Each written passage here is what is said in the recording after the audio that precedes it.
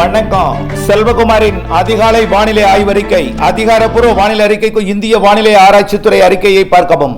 2026 ஜனவரி 13 செவ்வாய்க்கிழமை அதிகாலை நிலவர ஆய்வறிக்கை. வானிலை அமைப்பு. நேற்றைக்கு மன்னார் வளைகுடாவில் நீடித்துக் கொண்டிருந்த கீழடுக்கு சுழற்சி குமரி கடற்பகுதியை நோக்கி நகர்ந்திருக்கிறது. மேலும் அரபிக்கடலில் நீடித்துக் கொண்டிருந்த காற்று சுழற்சியானது நேற்றைக்கு மங்களூரில் நீடித்திருந்தது. இன்றைக்கு அது கேரள கடலோரத்திற்கு தெற்கு நோக்கி நகர்ந்திருக்கிறது. இது மங்களூரில் இருந்து சற்று தெற்கு நோக்கி நகர்ந்த காரணத்தினால்தான் இந்த வடகடலோர மழை, வடவுள் மாவட்ட மழையில கொஞ்சம் பிரச்சனை ஏற்பட்டது. இருந்தாலும் மேற்கு மாவட்டங்கள், தென் மாவட்டங்கள் மழை பொழிவு தொடங்கி தீவிரமடையும். மீண்டும் மீண்டும் சொல்வது ஒன்றே ஒன்றுதான். தென் மாவட்டங்கள், தென் மாவட்ட மேற்கு தொடர்ச்சி மலைப்பகுதிகள், மேற்கு மாவட்டங்கள் அதாவது உடுமலைப்பேட்டை, பொள்ளாச்சி மற்றும் திண்டுக்கல் மாவட்ட பகுதிகளுக்கெல்லாம், திண்டுக்கல் மாவட்டம் மற்றும் மதுரை, ராமநாதபுரம், புதுக்கோட்டை, சிவகங்கை, தூத்துக்குடி, விருதுநகர், திருநெல்வேலி, தென்காசி, கன்னியாகுமரி மற்றும் தென் மாவட்டங்களுக்கு மழை வருகிறது. பொறுமையுடன் இருக்க கேட்டுக்கொள்கிறேன். நாளை அதிகாலை வரைக்கும் இந்த மழை வாய்ப்பு இருக்கிறது. தற்பொழுது டெல்டாவில் கனமழையாக பொழிந்து வருகிறது. மயிலாடுதுறை மாவட்டம், ஏன் அதற்கு வடக்கே கடலூர் மாவட்டம் பரங்கிப்பேட்டை முதல் தெற்கே தற்பொழுது ராமநாதபுரம் மாவட்டம் வரைக்கும் மழை பொழிவு தொடங்கி இருக்கிறது. இதுல குறிப்பாக வேதாரண்யம், அதாவது திருவாரூர், நாகப்பட்டினம், தஞ்சாவூர் மாவட்டத்திலிருந்து, அதாவது டெல்டா மாவட்டம் மற்றும் கடலூர் மாவட்டத்தில் நல்ல மழை பொழிந்து வருகிறது. அதுலேயும் குறிப்பா நாகப்பட்டினம், காரைக்கால், மயிலாடுதுறை விடிய விடிய தொடர் மழை, இடைநில்லா மழை பொழிவாக பொழிந்திருக்கிறது. தற்பொழுது மழை மேகங்கள் நாகப்பட்டினம், மயிலாடுதுறை, காரைக்கால் பகுதியிலிருந்து திருவாரூர் மாவட்டம், தஞ்சாவூர் மாவட்டம், அரியலூர் மாவட்டம், திருச்சி, புதுக்கோட்டை மாவட்டங்கள் நோக்கியும், பிறகு சிவகங்கை, ராமநாதபுரம், மதுரை, திண்டுக்கல், திருப்பூர், கோயம்புத்தூர் மாவட்டம், ஈரோடு உண்டான்னு சொல்லாதீங்க, ஈரோடு உண்டு, நீலகிரி உண்டு, கொஞ்சம் ஒதுக்கி ஒதுக்கி இருக்கும். நாமக்கலும் உண்டு, திருச்சிக்கும் உண்டு. நான் அறிக்கை இறுதி வரை கேட்டு பயன்பெற அன்போடு கேட்டுக்கொள்கிறேன். அரியலூர், பெரம்பலூர் உண்டு. இப்போது போக போக தென் மாவட்டங்களுக்கு மழை பொழிவு அதிகரிக்கும். அதாவது டெல்டா மாவட்டங்களில் பெய்து கொண்டிருக்கக்கூடிய மழை இனிமேல் வரக்கூடிய மணி நேரங்களில் டெல்டாவில் ஒரு 11-12 மணி வரைக்கும் வலுத்த மழையாக பெய்துவிட்டு பிறகு புதுக்கோட்டை, ராமநாதபுரம், சிவகங்கை மாவட்டத்திற்கு வலுத்த மழையாக பொழியும்.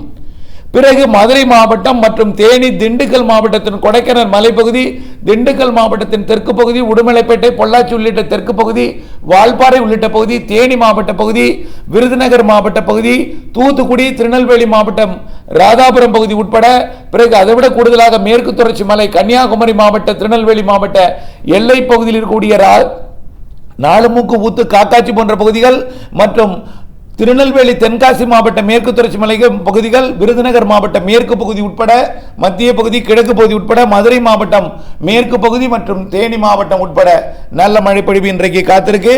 நாளை அதிகாலை வரை தென் மாவட்டங்களுக்கு மழை இருக்கு.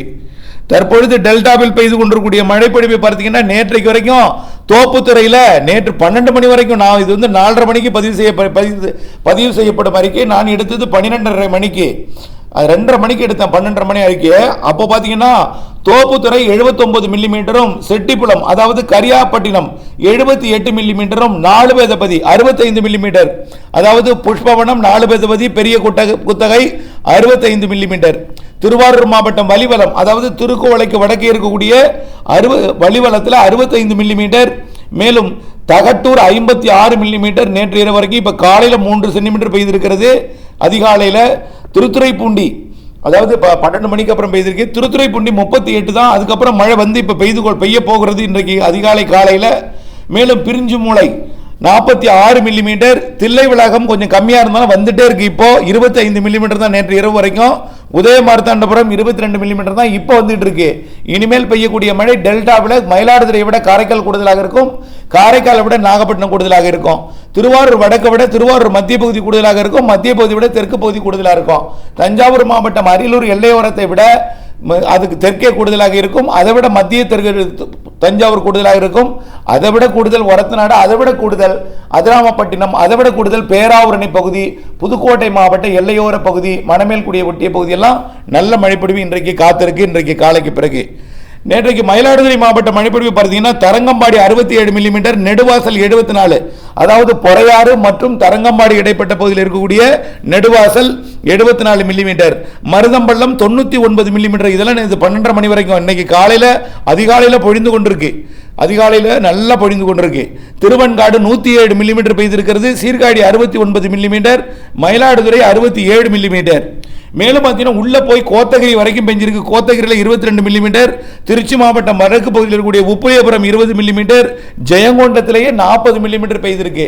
நேற்றைக்கு சிதம்பரத்தில் பெய்த மழை, மயிலாடுதுறையில் பெய்த மழை அப்படியே மணல்மேடு வழியாக உள்ளே முட்டம் மற்றும் காட்டுமன்னார் கோவில் மற்றும் வீராணம் வழியாக அணைக்கரை மற்றும் கங்கை கொண்ட சோழபுரம், ஜெயங்கொண்டம் போய் கனமழை பொழிவை கொடுத்தது. பெரம்பலூர் மாவட்டம் பெரம்பலூர்ல கூட 32 மில்லிமீட்டர் மழை பெய்திருக்கிறது. ஏன் திண்டுக்கல் மாவட்டம் சிறுமலை, அதாவது மதுரை மாவட்டம் வடக்கு மதுரை ஒட்டி உள்ள திண்டுக்கல் மாவட்டம் நத்தத்திற்கும் மதுரைக்கு இடைப்பட்டுள்ள மதுரை மாவட்டம் எல்லையில் இருக்கக்கூடிய சிறுமலையில் 20 மில்லிமீட்டர் மழை பொழிந்திருக்கிறது. ஆகவே இப்படிப்பட்ட மழைப்பொழிவு நேற்றே கிடைத்திருக்குன்னா இன்னைக்கு இன்னும் கொஞ்சம் தீவிரங்க தென் மாவட்டங்களுக்கு, தென் மாவட்ட கடலோர பகுதிகளுக்கும், தென் மாவட்ட மேற்கு தொடர்ச்சி மலைக்கும், தென் மாவட்ட உள்பகுதிகளுக்கும், மேற்கு மாவட்டத்தின் தெற்கு பகுதிக்கும், அதாவது திண்டுக்கல் தெற்கு, திருப்பூர் தெற்கு, கோயம்புத்தூர் தெற்கு நல்ல மழை இருக்கு. அதே போல மதுரை, சிவகங்கை, ராமநாதபுரம், புதுக்கோட்டைக்கு இனிமேல் இருக்கு. டெல்டா மழை 11:30 மணி வரைக்கும் வலுத்து இருக்கும். 3:30 மணி வரைக்கும் டெல்டாவிற்கு மழை இருக்கு. 4-5 மணி வரைக்கும் தூறல் இருக்கு. அதுக்கப்புறம் முற்றிலுமாக விலகிவிடும் டெல்டா மழை. அதுக்கப்புறம் தென் மாவட்டங்களுக்கும் மேற்கு மாவட்டங்களுக்கும் கொடுத்துட்டே இருக்கும். நாளை அதிகாலை மேற்கு மாவட்டங்களில் விளையும். விலகினாலும் நாளை பகல்ல இந்த கேரள எல்லையோரத்தில், கன்னியாகுமரி மாவட்ட கேரள எல்லையோரம் மற்றும் திருநெல்வேலி தென்காசி மாவட்ட கேரள எல்லையோரத்தில் மட்டும் கொஞ்சம் மழை இருக்கும். நாளையோட அந்த மழையை நிறைவடைந்துடும். டெல்டா மழை இன்று மாலையுடன் நிறைவடைகிறது. இந்த சுற்றின் மழை சார் என்னாச்சு சார்? கோயம்புத்தூர் மாவட்ட வடக்கு பகுதிக்கு, திருப்பூர் வடக்கு என்னாச்சு, தாராபுரம் என்னாச்சு, மற்றும் வடக்கு பகுதியாக கரூர் மாவட்டம் கரூர் என்னாச்சு, திருச்சி என்னாச்சுன்னு கேட்டிருக்கீங்க. புதுக்கோட்டை உள் கந்தர்வ கோட்டை என்ன எல்லாம் கேட்டிருக்கீங்க. இங்கேயும் மழை உண்டு. அதாவது ஈரோடு, நீலகிரி, சேலம், நாமக்கல், பெரம்பலூர், அரியலூர், மயிலாடுதுறை, அப்படியே டெல்டாவின் வடக்கு பகுதி, திருச்சி வடக்கு பகுதி, அரியலூர், பெரம்பலூர் உட்பட இதுக்கு தெற்கே மழை இருக்கும். இன்றைக்கு படிப்படியாக தெற்கே கூடுதல் என்பதற்காக நல்ல மழை இருக்குங்கிறத முன்னே சொல்லியிருக்கிறேன். பின் இந்த வடக்கு பகுதியாகிய இந்த கரூர், நாமக்கல், சேலம் இந்த பகுதியெல்லாம் ஒதுக்கி ஒதுக்கி ஒதுக்கி ஒதுக்கி ஆங்காங்கே மழைப்பொழிவை கொடுக்கும். எங்கே எவ்வளவு பெய்தாலும் இன்றைக்கு இரவோட, நாளை அதிகாலையோட தென் மாவட்டங்களுக்கும் டெல்டாவிற்கு இன்றைக்கு மாலையோடையும் உள்ளே தெற்கு உள்ளே நாளை அதிகாலைக்குள்ளேயும் நிறைவடைந்துடும். நாளை காலையில் கொஞ்சம் கேரள எல்லையோரத்தில் பெய்தாலும் அதுவும் நிறைவடைஞ்சிடும். போகி பண்டிகை அன்றைக்கு நீங்கள் இல்லங்களை சுத்தம் செய்கிறது, உலர்த்துறது எல்லா பணியும் நாளைக்கு செய்யலாம். பொங்கல் வியாபாரம், பொங்கல் போன்ற பணிகளுக்கெல்லாம் நீங்கள் நாளை வியாபாரம் செய்யலாம். அதுக்கான என்ன தொடர்ந்து மழை பெய்யுது, பொங்கலுக்கு நான் கொள்முதல் செய்து வியாபாரம் செய்ய முடியாது என்கின்ற மன வருத்தம் இருக்கலாம். கண்டிப்பாக போகி பண்டிகை அன்னைக்கு நல்ல வியாபாரம் பண்ணலாம். பொங்கல் அன்னைக்கு வியாபாரம் பண்ணலாம். பொங்கலுக்கு, மாட்டு பொங்கலுக்கெல்லாம் நல்ல வியாபாரம் பண்ணலாம். ஆனால் அதிகால குளிர் என்பது விலகாது. குளிர் என்பது விலகாது. காரணம், நிலநடுக்கோட்டு இந்திய பெருங்கடல்ல சோமாலி அருகே ஒரு காற்றழுத்த தாழ்வு பகுதி இருக்கு.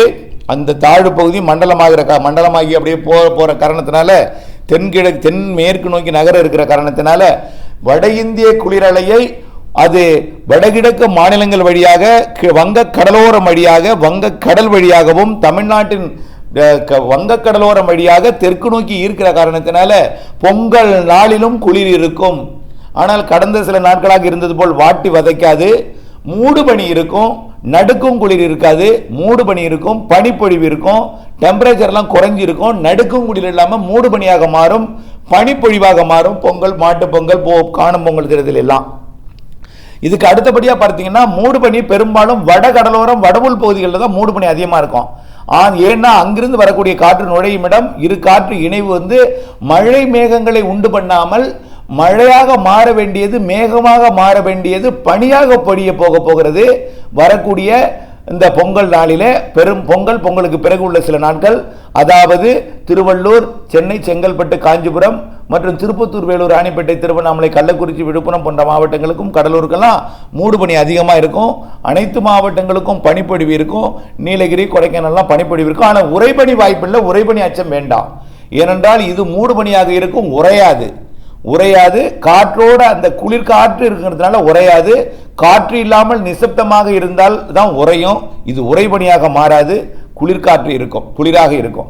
சரி, அடுத்த மழை எப்போ அப்படின்னு பார்த்தீங்கன்னா, சார் ஏற்கனவே மழை சொல்லிட்டீங்க, எங்களுக்கு பெய்யவே இல்லை சார், போதுங்க சார், உங்க வானிலை அறிக்கையை நிறுத்துங்க சார் அப்படின்னு பாதி பேர்.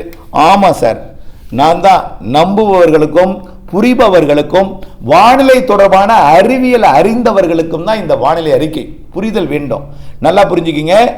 இமயமலையில் ஒவ்வொரு வாரத்தையும் வாய்ப்புன்னு தான் போயிட்டு இருக்கோம். அந்த வாய்ப்புங்கிறதுக்கு எவ்வளோ அர்த்தம் இருக்கு, ஆங்காங்கிறதுக்கு எவ்வளோ அர்த்தம் இருக்கு, ஒதுக்கிங்கிறதுக்கு எவ்வளோ அர்த்தம் இருக்கு, நன்றாக புரிந்து நீங்கள் செயல்பட வேண்டும். ஆகவே இமயமலைக்கு வரக்கூடிய 19ஆம் தேதியிலிருந்து மேற்கத்திய இடையூறு வரப்போகுது. அப்படி வந்தா என்ன செய்யும்னா, வட இந்திய குளிரலையை கட் பண்ணும். புரியுதுங்களா? அப்போ 19ஆம் தேதிக்கு மேல வட இந்திய குளிரலை கட் ஆகும். எத்தனாம் தேதி வரைக்கும்? 28ஆம் தேதி வரைக்கும் வடக்கிருந்து வரக்கூடிய குளிரலை கொஞ்சம் கொஞ்சமா கட் ஆகி 22, 23, ஜனவரி 22, ஜனவரி 23, ஜனவரி 24, 25, 26 வரைக்கும் அந்த மேற்கத்திய இடையூறு இமயமலை வந்து டெல்லி வரைக்கும் மழை பொழிவை கொடுக்கும்னு எதிர்பார்க்கப்படுகிறது. எங்கிருந்து வருது? ஜிப்ரால்டர் நீர்வீழ்ச்சி, அதாவது ஜிப்ரால்டர் நீர் சந்திலிருந்து மத்திய தரைக்கடல் வழியா அப்படியே காஸ்பியன் கடலோட தெற்கு பகுதி ஈரான் வழியா இமயமலைக்கு வரப்போகிற அந்த நிகழ்வு காரணமா வட இந்திய குளிரலை கட்டாகும். அப்ப என்ன ஆகும்? கிழக்கிலிருந்து வரக்கூடிய நிகழ்வு ஏறி வரும். குளிரலை இடையூறு கொடுக்கறதுனால தானே, எதிர்ப்பின் காரணமாக தான் முடியல. அப்ப என்ன ஆகும்னா, வரக்கூடிய 20ஆம் தேதிக்கு மேல சிஸ்டம் ஏறி வரும். ஏறி வரும் பொழுது தமிழ்நாட்டின் திருவள்ளூர் வரைக்கும் மழை தெரியுது. சார் என்ன சார், ஏற்கனவே அப்படிதான் சொன்னீங்க, தெற்காந்திரா குறைன்னு சொன்னீங்க, கர்நாடகா குறைன்னு சொன்னீங்க. இப்ப என்னன்னா, ரெண்டு, அதாவது சிஸ்டம் வங்கக்கடல்ல இருக்கும், அதுதான் கிழக்கு காற்றை கொண்டுட்டு தரைக்கு இங்க வரும். அதாவது கிழக்கு காற்றை கொண்டு வந்து மேற்கு நோக்கி நகரும். வட இந்திய நிலப்பகுதியை தாண்டி இமயமலையை ஒட்டி இமயமலையில மேற்கத்திய இடையூறு வந்து அது ஒரு காற்றழுத்த தாழ்வு மண்டலம். அது உங்களுக்கு புரிதல் வேணும்னா ஒரு பனி புயல்னு வச்சுக்கலாம், அப்படி வச்சுக்கலாம். அது இமயமலையில் இருக்கும், அதுக்கு பனியை கட்டுப்படுத்தி வச்சிருக்கோம். கிழக்கேந்து வர்றது அது கட்டுப்படுத்தி இருக்கிறதுனால ஏறும் காற்று கிழக்கு காற்றை நன்றாக ஏற்றும் பொழுது அந்த பனிப்புயல் இருக்கு பார்த்தீங்களா, அந்த மேற்கத்திய இடையூறு சொல்ல பார்த்தீங்களா, புரிதலுக்காக தான் பனிப்புயல் சொல்றோம். அது வெஸ்டர்ன் டிஸ்டர்பன்ஸ். அது என்ன செய்யும்? இந்த கிழக்கு காற்றை தமிழ்நாடு ஊடாக, கர்நாடகா வழியாக, தமிழ்நாடு ஊடாக ஆந்திர பிரதேசம், தெலுங்கானா, கர்நாடகா வழியா, மத்திய பிரதேசம், மகாராஷ்டிரா வழியா வடக்கு நோக்கி இந்த கிழக்கு காற்றை ஈர்க்கும் பொழுது ஈர்ப்பதற்கு வாய்ப்பு இருக்கு. படத்தில் போட்டிருக்கு, அதை பாருங்க, சில வீடியோக்கள் இருக்கும். அதில் ஈர்க்கும் போது என்ன ஆகுனா, தமிழ்நாட்டிலிருந்து உள்ள நுழையக்கூடிய நீராவி காற்று கர்நாடகா, ஆந்திர பிரதேசம், தெலுங்கானாவுக்கு போய் மழை பொழிவை கொடுப்பதற்கு வாய்ப்பு இருக்கு. அப்ப தமிழ்நாட்டுக்கும் வடகடலோரத்துக்கும் வாய்ப்பு தெரியுது. சரி சார், அப்போ இது உண்மையா சார், நடக்குமா சார்? நடக்கும்னு எதிர்பார்க்கப்படுகிறது. ஏன்னா இது வலுவாக இருக்கும் பட்சத்தில் அங்கே இருக்குமா? சரி ரைட்டு, இந்திய பெருங்கடலுக்கு அந்த கிழக்கு காற்றை கொண்டுட்டு வருது பார்த்தீங்களா, அந்தமான் பகுதியிலிருந்து, அது நேரம் இலங்கை கிட்ட வரும்பொழுது இந்த சிஸ்டம் தீவிரமா இருந்து வச்சுங்களேன், அப்ப என்ன செய்யும்? வடக்கு போறதை விடாது, வா வா வான்னு கிழக்கிருந்து வர்றது தமிழ்நாட்டுக்குள்ள ஏத்தி தெற்கு நோக்கி இழுத்துரும். புரியுதுங்களா? அப்போ இலங்கைக்கு தெற்கே அமைய போகிற அந்த லோ பிரஷர் ஏரியா வலுவாக இருந்தால் இமயமலை நோக்கி போக விடாமல் தெற்கு நோக்கி ஈர்க்கும். அப்படி இருந்தால் தென் மாவட்டங்களுக்கும், தென் மாவட்ட மேற்கு தொடர்ச்சி மலைக்கும், மேற்கு மாவட்டங்களுக்கும், டெல்டாவிற்கும், உள் மாவட்டங்களுக்கும் நல்ல மழை தரும். இது இமயமலை சிஸ்டத்தை, இந்த வங்கக்கடல்ல கிழக்கு காற்றை கொண்டு வரக்கூடிய சிஸ்டத்தை விட சிஸ்டம் வீக்கா இருந்து கிழக்கு காற்றை மட்டும் கொண்டு வந்துச்சுன்னா இமயமலை சிஸ்டம் ஈர்க்கும். அப்போ கிழக்கு காற்று வடக்கு நோக்கி பயணித்தால் கர்நாடக எல்லையோர, ஆந்திர எல்லையோர, கர்நாடகா ஆந்திராவிற்கும், தமிழ்நாட்டின் சென்னை உள்ளிட்ட பகுதிகளுக்கும் மழை இருக்கும். அப்ப ரெண்டு வாய்ப்பு. சென்னை டெல்டாவுக்கு கண்டிப்பா மழை உண்டு, எந்த வாய்ப்பாக இருந்தாலும் டெல்டா மழை உண்டு. ஆகவே இது டெல்டா ரெண்டுக்கும் இடையில இருக்கு. டெல்டா தென் மாவட்டமா, டெல்டா வட மாவட்டமா, அதுதான் பிரச்சனை. டெல்டா வட மாவட்டம்னா வட உள் மாவட்டங்களுக்கு உண்டு, டெல்டா தென் மாவட்டங்கள்னா மேற்கு தொடர்ச்சி மலை மாவட்டங்களுக்கும் உண்டு. ஆகவே எது எப்படியோ மத்திய மாவட்டங்கள் டெல்டாவை சுற்றி இருக்கக்கூடிய மாவட்டங்களுக்கும், தென்கட புதுக்கோட்டை உள்ளிட்ட மாவட்டங்களுக்கும், இலங்கைக்கும் கண்டிப்பா மழைப்பொழிவு 24, 25ஆம் தேதி உண்டு. இப்ப 23, 24, 25 எதிர்பார்க்கப்படுகிறது. 23, 24, 25 மழை எப்படி உங்கள் ஊருக்கு உண்டா என்பதை வானிலை அப்டேட்ஸோட இணைந்திருக்கணும். ஏனென்றால் நான் உங்கள் நன்மைக்கு தான் சொல்றேன். இப்ப நிலக்கடலை போட போறாங்க, 10 நாள் இடைவெளி வேணும். இப்போ நாளைக்கு பொங்கல்ல போட முடியாது, ஆட்கள் வரமாட்டாங்க. இப்போ மழை பெஞ்சிட்டு இருக்கு டெல்டாவில். பொங்கல் முடிஞ்சா எத்தனாம் தேதி? 17, 18ஆம் தேதி ஆயிடும். அப்புறம் 4-5 நாள் தான் இடைவெளி இருக்கு. நிலக்கல்ல போட்டால் முளைக்கிறதுக்கு 10 நாள் வேணும். அது ஒரு இடைவெளி பிரச்சனை இருக்கு பார்த்தீங்களா? அதனால அப்டேட்ஸோட இணைந்திருக்கவும், அறுவடை மக்காச்சோள அறுவடை போன்றவையெல்லாம் இணைந்திருக்கவும், வெங்காயம் போன்ற அறுவடைக்கெல்லாம் இணைந்திருக்கும் கேட்டுக்கொள்கிறேன். ஆனால் இன்னைக்கு முடிஞ்சு போச்சுன்னா அடுத்த மழை 23ஆம் தேதி தான். 23ஆம் தேதி தான். அது வரைக்கும் இடையில பனிப்பொழிவு. ஆக 13க்கு அப்புறம் 13க்கு அப்புறம் முடிஞ்சதுன்னா 23ஆம் தேதி மழை, இடையில பனிப்பொழிவு, குளிர்வானிலை. இணைந்தவர்கள் அப்டேட்ஸுடன் நன்றி. டெல்டாவிற்கு வந்து கொண்டிருக்கும் மழை நாகப்பட்டினம், திருவாரூர், மயிலாடுதுறை, நாகப்பட்டினம், காரைக்கால், மயிலாடுதுறை மழை திருவாரூர், தஞ்சாவூருக்கும், பிறகு புதுக்கோட்டை, ராமநாதபுரம், சிவகங்கை, மதுரை, திண்டுக்கலுக்கும் கொடுக்க இருக்கிறது. பிறகு தென் மாவட்ட மேற்கு தொடர்ச்சி மலை தென் மாவட்டங்களுக்கும் என்பதையும், உங்கள் ஊருக்கு உண்டா என்பதை எப்பொழுது என்பதையும் விரிவான அறிக்கையாக கேட்டு புரிந்து உணர்ந்து விலகி இருக்க அன்போடு கேட்டுக்கொள்கிறேன். நன்றி.